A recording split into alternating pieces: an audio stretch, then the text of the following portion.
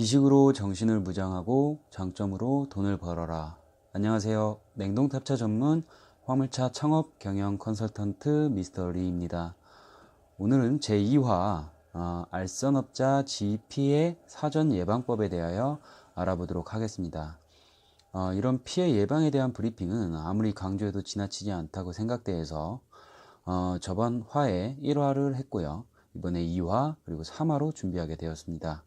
지입에 관심이 있다면 우선 오래된 운수회사를 찾아야 되고, 최소한 차량 보유 대수가 200대 이상 된다면 어느 정도는 안심하고 상담을 받아도 될 것입니다.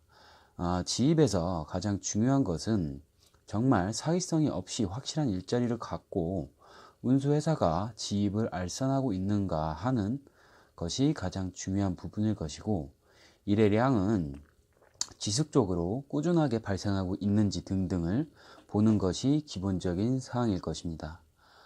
전형적인 지입 사기 두 가지를 소개해 보겠습니다. 첫째는 처음부터 사기를 목적으로 계획을 세워 일자리도 없는데 신문 광고 등을 통하여 차주를 모집, 계약금 및 중도금을 챙기고 달아나는 수법입니다. 이것은 명백한 사기로 보실 수 있을 것입니다. 이런 경우는 선탑을 시도하려 해도 신생업체다, 새로 오픈한 날 볼 수 있다, 그런 식으로 얘기를 하면서 비어있는 물류센터를 보여주거나 말을 돌리거나, 혹은 일단은 보여주기 전에 일단 계약금을 먼저 넣어라, 먼저 계약금을 받는 그런 경우가 있습니다. 이런 경우에는 최대한 확인할 수 있는 걸 확인을 하고 계약금이나 중도금을 내지 않거나, 아니면 내게 되더라도 최소화하는 것이 가장 좋겠죠. 둘째로 일명 사람 장사입니다. 10명만 있으면 되는 일을 가지고 차주를 과다 모집하여 지입 차주들이 정상적인 수입을 가져갈 수 없도록 하는 방법입니다. 차주가 정상적인 수입이 안 될 경우 떠날 수밖에 없고, 떠나게 돼서 자리가 비게 되면 운수회사는 또 다른 지입기사를 채용할 수 있는 기회를 갖게 되는 것이죠. 여러분들께 이런 사례들을 풀어서 설명해 보도록 하겠습니다. 첫째, 계약금을 과도하게 요구하는 사례. 과도한 계약금은 무엇인가 문제가 있는 것입니다. 통상 차량 인수금의 10% 이내에서 계약금을 요구하면 정상입니다. 계약금은 일자리 확인이 안 된 상태에서 지급한 것이기 때문에 기업 면접 후 결정할 수 있는 기회를 주는 운수회사가 좋겠죠. 여기에서 한 가지 운수회사의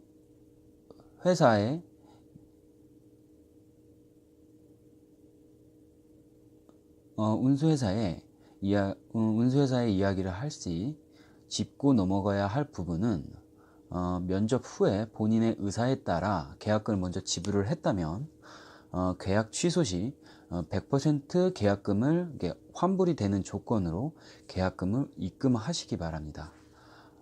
두 번째, 운수회사인지 단순 소개소인지 확인을 하시기 바랍니다. 법인업체는 누구나 만들 수 있습니다. 사업자만 단순히 믿지 마시고 오히려 소속 지입 차주분들의 사업자 등록증, 급여 명세표나 현 투입되어 있는 기사분들의 현황을 살피는 것이 더 정확할 것입니다. 사업자 등록증과 화물자동차 운송사업 등록증을 비치하고 있지 않다면 이곳은 알선소라고 보시면 될 것 같아요. 세 번째, 계약 후에 일 진행이 지연이 되고 자꾸 시간만 흘러간다면, 지입 차주가 양도한 일자리나 운수회사에서 양도하는 일자리는 계약과 동시에 계약금 지급 없이도 빠르면 당일도 면접이 가능합니다. 신차의 경우 차량이 계약과 동시에 출고가 되므로 실출고에 걸리는 시간과 탑 작업, 도색 작업에 소요되는 시간, 즉 일주일에서 열흘 정도면은 차량 인수가 가능합니다. 만약 그 이상이 걸린다면 차량 출고가 늦어지는 것이죠. 계약 후에 매끄럽게 진행이 안 되고 시간을 끄는 경우에는 일단 의심을 먼저 하셔야 돼요. 의심을 하시고 독촉을 하던가 빨리빨리 해달라, 아니면은 좀 더 자세하게 확인할 수 있는 방법은 있다면은 더 확인할 수 있는 방법을 찾아서 대처를 해야 될 것입니다. 네 번째, 지입 차량을 그동안 얼마나 분양하고 관리하고 있었느냐, 이거를 확인해 보는 게 좋습니다. 회사가 오래될수록 더욱 안전하고, 일단은 신생업체는 조심하셔야 할 것입니다. 차량 대수가 200대 이상이 된다면 회사 경영 상태가 일단 안정적이라고 볼 수 있고요. 그동안 큰 문제점 없이 회사를 운영한 결과라고 보아도 무방할 것이므로 더 이상 이것만큼 좋은 거는 없겠죠. 다섯 번째, 홈페이지를 가지고 있는지, 그리고 홈페이지 운영 상태는 어떠한지. 홈페이지는 공개된 장소에서 많은 사람과 대화를 나누는 장소죠. 홈페이지의 운영 상태를 보시면 그 사람의 신용과 가치를 어느 정도 파악할 수 있지 않을까요? 질문과 답변에 홈페이지 운영자의 답변 내용이 면밀히 살피는 것 또한 많은 도움이 될 것입니다. 홈페이지가 없다는 것은 자신을 드러내지 못하는 것이고, 운영 상태가 부실하다면 그것 또한 한번 의심을 해볼 필요가 있다고 생각을 합니다. 여섯 번째로, 지입에서 가장 중요한 것은 일자리의 정확성 여부이죠. 운수회사에서 이야기하는 일자리가 정말 사실인지 혹은 믿을 수 있는지를 파악하는 일을 소홀히 해서는 안 될 것입니다. 가능한 한 현재 지입을 하고 있는 기사를 만날 수 있다면 가장 좋은 체크 방법이고요. 일자리도 중요하지만 일의 양은 더욱 중요합니다. 지입에 들어갔는데 일의 양이 없다면 수입이 적고, 따라서 큰 낭패를 볼 수 있죠. 일의 양에 맞게 차량이 투입되어야 수입이 정상적으로 보장되기 때문이죠. 이거는 이제 또 매출제로 진행이 되는 대형차 부분에서 중요시 여겨지는 부분입니다. 일자리가 좋고 일의 양이 많다면 당연히 수입이 보장되는 것이고, 또한 향후 차량을 다른 사람에게 양도할 때도 유리한 조건으로 할 수 있다고 볼 수 있겠죠. 당연히 1회전을 갈 때 40만 원이면은 하루에 몇 회전을 갈 수 있느냐, 회전 수에마다 더 그만큼 수익이 더 나오는 거기 때문에, 운송에 대한 운임료를 받는 거기 때문에 일이 당연히 많으면은 돈을 더 많이 받을 수 있고, 그렇게 돈을 더 많이 받을 수 있다면은 당연히 팔 때도 좀 더 비싸게 팔 수도 있을 것이고, 좀 더 유리하게 내가 조금 이점을 차지할 수 있는 그런 자리가 될 수 있겠죠. 급여 부분도 확인하셔야 할 사항 중 하나입니다. 급여는 각 기업들이 일자리의 조건을 감안하여 결정을 합니다. 현 인터넷상에 공개된 일자리의 평균적인 급료보다 훨씬 높은 급료는 일단 의심을 하시는 것이 좋습니다. 과한 욕심은 화를 부르죠.